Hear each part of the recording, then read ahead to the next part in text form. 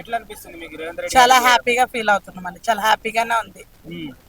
మరి మీకు మొత్తానికి ఇస్తున్నారు. ఆ, సో ఏం చెప్పదలుచుకున్నారు రేవంత్ రెడ్డి గారు? చాలా థ్యాంక్ యూ. ఉమ్. ఈ 2 ఏళ్ల పరిపాలనలో మీకు ఏం మార్పు కనిపించింది? చాలా మార్పులు బాగానే కనిపించినవి.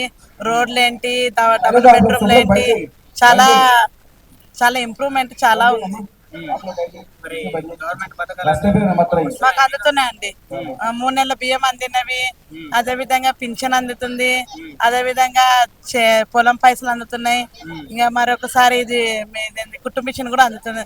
చాలా హ్యాపీగా ఫీల్ అవుతున్నాము. ఏం చెప్పదలుచుకున్నారు రేవంత్ రెడ్డి గారు? ఇంకేందంటే పేద విద్యార్థులు ఎవరైనా ఉంటే వాళ్ళ స్టడీ విషయంలో కానీ, ఇంకా అదే విధంగా ఏమన్నా జాబుల గురించి కానీ అదే అడుగుతున్నాం రేవంత్ రెడ్డి గారిని. ఉమ్. ఏం చెప్తాం అనుకుంటారు? అదే గెలిచిండు కదా, ఇంకా ఈయన ఇలానే కొనసాగాలి. ఇంకా మాకైతే ఏమైనా మేలు చేస్తే జాబ్ విషయంలో ఏదైనా జాబ్ పెట్టిస్తే బాగుండు అనిపిస్తుంది.